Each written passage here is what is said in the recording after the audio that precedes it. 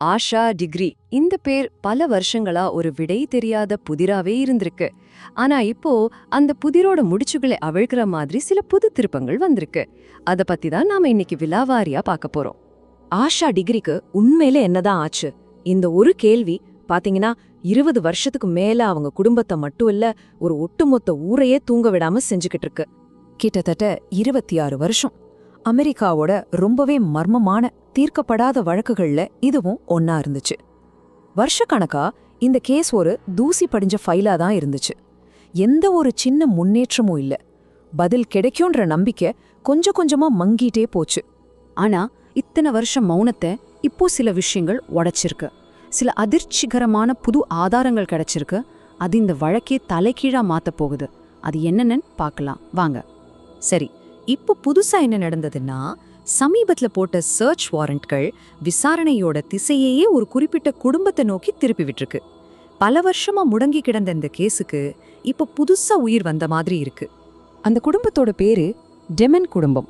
Rai Damon, Connie Damon, Annalee Damon Ramirez, Lizzie Damon Foster, அப்புறம் Sarah demon கேப்பிள். இப்போ பாத்தீங்கன்னா இந்த வழக்கின் ஒவ்வொரு புது திருப்பமும் இவங்களை சுத்தி தான் பின்னப்பட்டிருக்கு. இந்த புதுசா வந்திருக்கிற விஷயங்களை எல்லாம் சரியா புரிஞ்சுக்கணும்னா நாம முதல்ல காலச்சக்கரத்துல கொஞ்சம் பின்னாடி போகணும். ஆஷா காணாம போன அந்த பயங்கரமான ராத்திரிக்கே நம்ம திரும்பி போகணும். அது February 14, 2000. அன்னிக்கு அதிகாலை 2:30 மணிக்கு ஆஷா அவளோட பெட்ல தூங்கிட்டு இருக்கிறத அவங்க வீட்ல பாக்குறாங்க. ஆனா 4 மணிக்கு குற்ற மழையில ஹைவே 18ல அவ தனியா நடந்து போறத சில டிரைவர்ஸ் பாக்குறாங்க. கடைசியா காலையில 6:30 மணிக்கு அவ வீட்ல இல்லன்னு தெரிஞ்சதும் அவங்க அப்பா அம்மா போலீஸ்ல புகார் கொடுக்கறாங்க. இதெல்லாம் கேட்கவே ரொம்ப திகிலா இருக்கு இல்லையா? ஒரு 9 வயசு பொண்ணு நடுராத்திரியில குற்ற மழையில ஹைவேல தனியா நடந்து போக என்ன காரணம் இருக்க முடியும்? நாம பேசிட்டு இருக்கிறது வெறும் ஒரு கேஸ் பத்தி இல்ல. ஆஷா ஜக்கிலா டெக்ரி வடக்கு கரோலினால இருக்கிற ஷெல்பி நகரத்தை சேர்ந்த ஒரு 9 வயசு பொண்ணு. அவ கடைசியா வெள்ளை சட்டை ஜீன்ஸ் போட்டிருந்தா. கையில அவளோட ட்வீட்டி பேர்ட் பர்ஸும் ஒரு கருப்பு பேக்கும் இருந்துச்சு. அவளோட கனவுகள், அவளோட எதிர்காலம் எல்லாமே அந்த ஒரு ராத்திரியோட ஒரு பெரிய கேள்விக்குறியா மாறிப்போச்சு. பல வருஷங்களா இந்த கேஸ்ல கிடைச்ச க்ளூஸ் எல்லாமே ஒரு பெரிய ஜிக்ஸா பசிலோட சம்பந்தமே இல்லாத துண்டுகள் மாதிரி தான் ஆங்காங்க செதறி கிடந்துச்சு. இந்த கேஸ்ல ஒவ்வொரு தடையும் கிடைக்கும் போதும் அது ஒரு பதில கொடுக்கறத விட இன்னும் பல கேள்விகளை தான் எழுப்பிச்சு. அந்த மாதிரி கிடைச்ச முக்கியமான சில கண்டுபிடிப்புகளை நாம இப்ப பார்க்கலாம். ஆகஸ்ட் 2001ல ஆஷாவோட பேக் பிளாஸ்டிக் பேக்ல சுத்தி புதைக்கப்பட்ட நிலையில கிடைக்குது.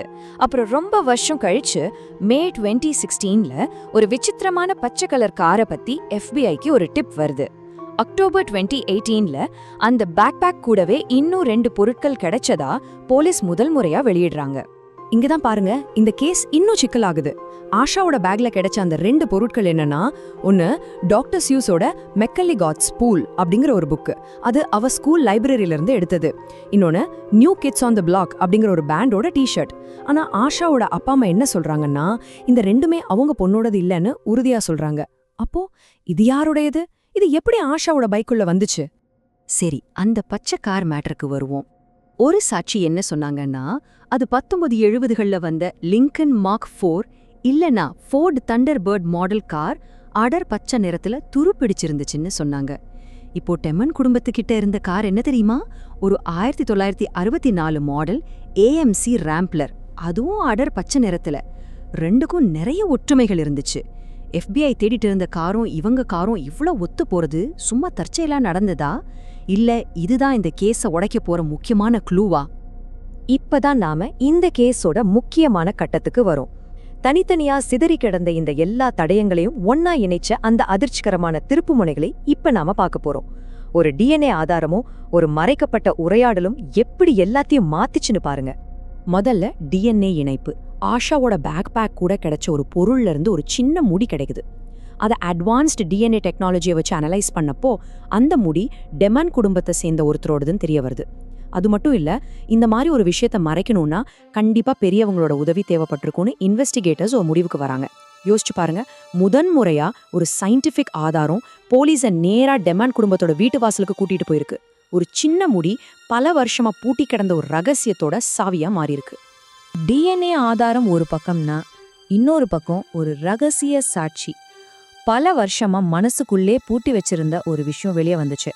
2000கள்ல நடந்த ஒரு பார்ட்டில அவர் கேட்ட ஒரு விஷயத்த போலீஸ் கிட்ட சொன்னார். அவர் சொல்றது உண்மையான செக் பண்றதுக்காக வச்ச பாலிகிராஃப் டெஸ்ட், அதாவது உண்மை கண்டறியும் சோதனையில கூட அவர் பாஸ் பண்ணிட்டார். அவர் சொன்ன அந்த விஷயம் எல்லாரையும் உறைய வச்சிடுச்சு. அவர் என்ன சொன்னாருன்னா, அந்த பார்ட்டியில டீனேஜ்ல இருந்த லிஸி டெமன் நான் தான் ஆஷா டிகிரியை கொன்றேன்னு சொன்னதா அவர் கேட்டாராம். நினைச்சு பாருங்க, நான் தான் ஆஷா டிகிரியை கொன்றேன்.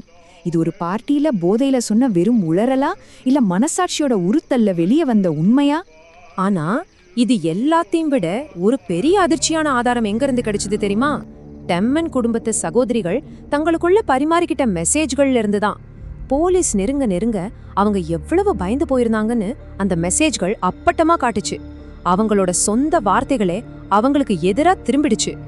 ஒரு மெசேஜ்ல இப்படி இருக்கு: தியரி படி நான் தான் செஞ்சேன், அது ஒரு விபத்து, அதை நான் மறைச்சிட்டேன். இந்த மெசேஜ் ஒரு ஆக்சிடென்ட் நடந்ததும் அதை மறைக்க முயற்சி செஞ்சதும் சொல்லுது. இதுதான் ஆஷாவுக்கு நடந்திருக்குமா? அடுத்து இன்னொரு மெசேஜ், இது அந்த ஷர்ட்டை பத்தினது. அதுல அது நம்ம ஷர்ட்னு அவங்க நினைக்கிறாங்க, ஆனா அது அவளோட ஷர்ட் இல்லைன்னு இருக்கு. அதாவது போலீஸ் அந்த ஷர்ட்டை தங்களோடதுன்னு சந்தேகிக்கிறாங்களேன்னு அவங்க கவலைப்படுறாங்க. அப்புறம் அந்த மெசேஜ் பாருங்க: நான் ரொம்ப ரொம்ப மோசமா ஃபீல் பண்றேன், ரொம்ப ரொம்ப மோசமா, இதுக்கெல்லாம் நான் தான் காரணம். இந்த வார்த்தைகள்ல எவ்வளோ பெரிய குற்ற உணர்ச்சி இருக்குன்னு பாருங்க. நான் தான் காரணம்னு சொல்றது இத்தனை நாளா மறைச்சு வச்சிருந்த ஒரு உண்மையோட வெளிப்பாடா? கடைசியா ஒருத்தர் இன்னொருத்தருக்கு ஆறுதல் சொல்ற மாதிரி இத உன்னோட தப்பு இல்லைன்னு ஒரு மெசேஜ் போயிருக்கு. ஆனா இந்த ஆறுதல் வார்த்தைகள் சந்தேகத்தை குறைக்கிறதுக்கு பதிலா இன்னும் அதிகமாக்குது. இது நிஜமாவே ஆறுதல் சொல்றாங்களா, இல்ல உண்மையை மறைக்க ஒருத்தருக்கு ஒருத்தர் துணை போறாங்களா? இவ்ளோ ஆதாரங்கள், இவ்ளோ திருப்பங்கள் இதெல்லாம் நடந்த பிறகும் ஆஷா டிகிரியோட கேஸ் இன்னும் அதிகாரப்பூர்வமா முடியல. பதிலுக்கு ரொம்ப பக்கத்துல வந்துட்ட மாதிரி தெரிஞ்சாலும் முழுமையான நீதி இன்னும் கிடைக்கல. ஆஷாவை கண்டுபிடிக்கவோ இல்ல இந்த கேஸ்ல குற்றவாளிகளுக்கு தண்டனை வாங்கி தரவோ உதவுற தகவல்களுக்கு $1,00,000 வெகுமதி அறிவிக்கப்பட்டிருக்கு. கிடைக்கிற ஒரு சின்ன துப்பு கூட இந்த பெரிய மர்மத்தோட முடிச்ச அவிழ்க்க உதவலாம். ஒருவேளை உங்களுக்கு ஏதாவது தகவல் தெரிஞ்சிருந்தா கிளீவ்லண்ட் கவுண்டி ஷெரீஃப் ஆஃபீஸையோ இல்ல FBI-யோ தொடர்பு கொள்ளலாம். 20 வருஷத்துக்கு மேல ஆகிடுச்சு, ஆனாலும் ஒரு குடும்பம் அவங்களோட பொண்ணு திரும்பி வருவான்னு இன்னும் காத்துக்கிட்டு இருக்கு. ஆஷாவுக்கு நீதி கிடைக்கிற வரைக்கும், அவ வீட்டுக்கு திரும்புற வரைக்கும் இந்த தேடல் முடியவே முடியாது.